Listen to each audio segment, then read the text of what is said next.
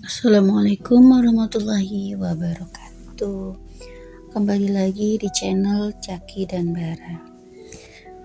Di video kali ini kita akan menyuguhkan sesuatu yang berbeda dari sebelum-sebelumnya, yaitu kita akan membawakan sebuah cerita tentang percintaan yang begitu abadi, percintaan yang begitu suci, yang melegenda, yang bisa kita jadikan sebagai bentuk inspirasi ataupun sebagai bentuk contoh yang bagus untuk kita jalankan ataupun generasi muda jalankan, bagaimana menyikapi perasaan cinta yang tumbuh untuk disampaikan kepada Sang Pencipta.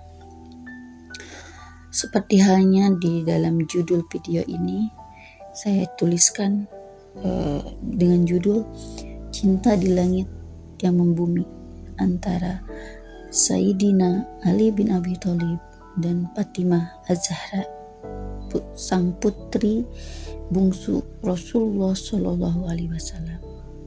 Mudah-mudahan kisah cinta ini, mudah-mudahan cerita ini bisa menjadikan kita lebih baik di dalam mengelola perasaan cinta, mencontohkan bagaimana kita mengemas rasa cinta terhadap pasangan kita ataupun terhadap sosok yang belum menjadi ataupun bukan mahram kita.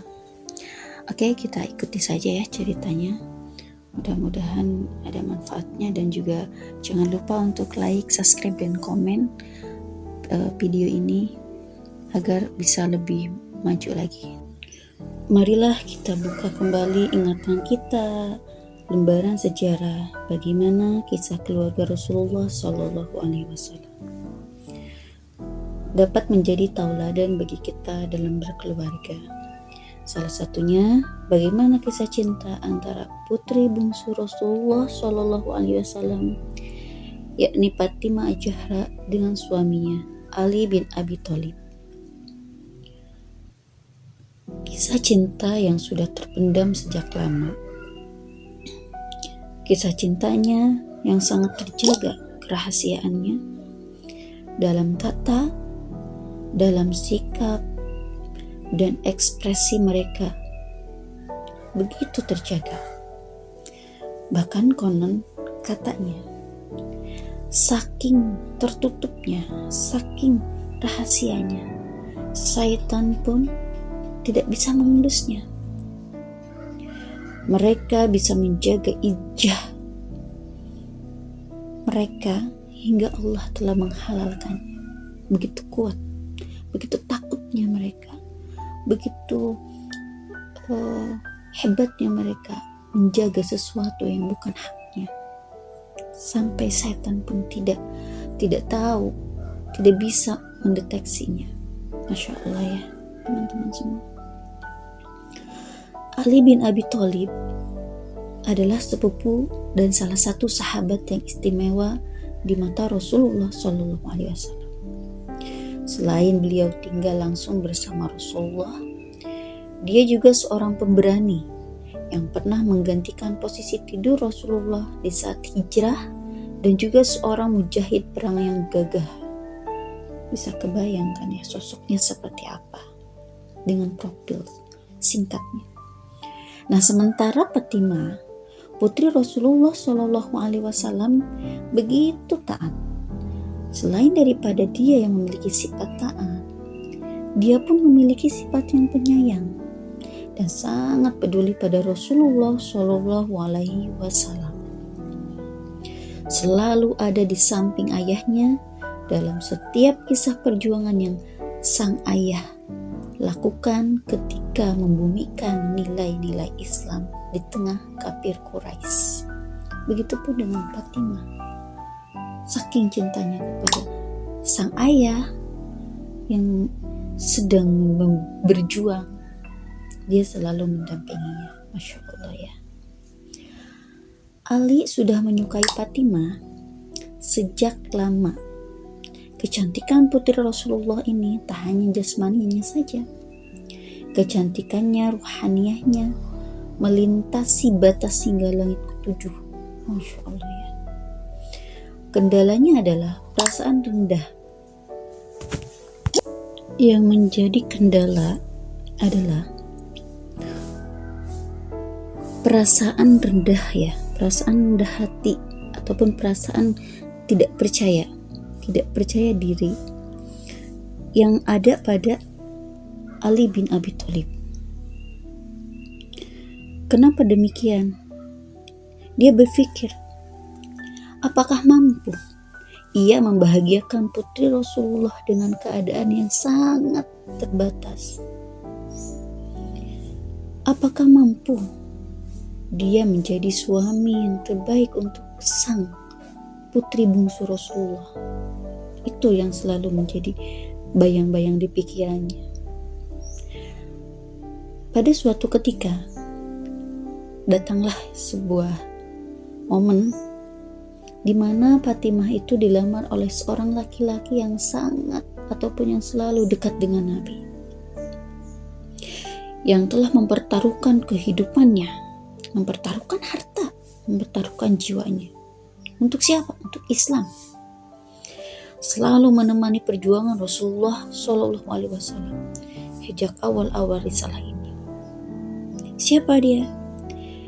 Dialah Abu Bakar As-Siddiq yang begitu totalitas perjuangannya. Dia datang untuk apa? Untuk melamar Fatimah Az-Zahra. Terbayangkan bagaimana perasaan Ali. Sesuatu yang dia inginkan, sesuatu yang dia mimpikan, bahkan untuk diucapkan pun dia tak mampu. Karena keterbatasannya. Tiba-tiba dia mendengar berita bahwa sang impian sudah didatangi atau telah didatangi oleh seseorang yang begitu jauh kondisinya dari dia. Kondisi ekonomi dan kondisi yang lainnya jauh. Ini mengakibatkan apa? Tersentak, terkejut jiwa Ali. Muncul rasa-rasa yang dia pun tak mengerti. Mungkin ada rasa marah, kecewa, kesal, tapi apa daya? Laki-laki yang datang sebelum dia melamar, laki-laki yang saat ini sedang dikabarkan sedang melamar, memiliki semuanya. Sehingga hal ini membuat dia merasakan banyak hal, tapi dia menyikapinya sebagai ujian. Ya, dia menanggapnya sebagai ujian.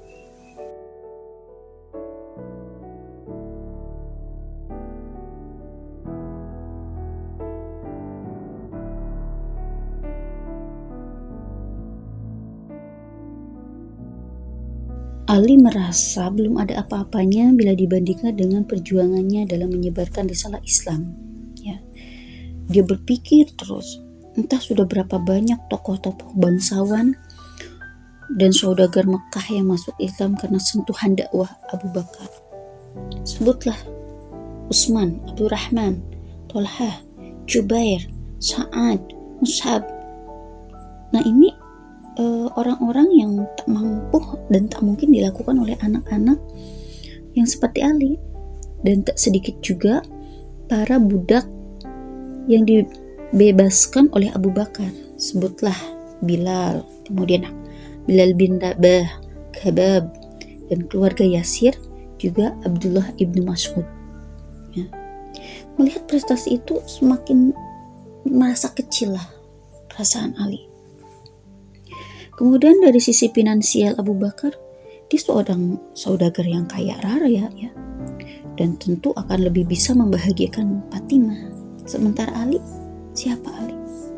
Hanya pemuda miskin dari keluarga miskin. Melihat dan memperhitungkan hal ini, Ali ikhlas Ali ikhlas dan bahagia jika Fatimah bersama Abu Bakar. Meskipun ia tak mampu membohongi rasa-rasa dalam hatinya yang ia sendiri tak mengerti apakah mungkin itu yang namanya cinta. Tapi dia berusaha untuk ikhlas, melepaskan.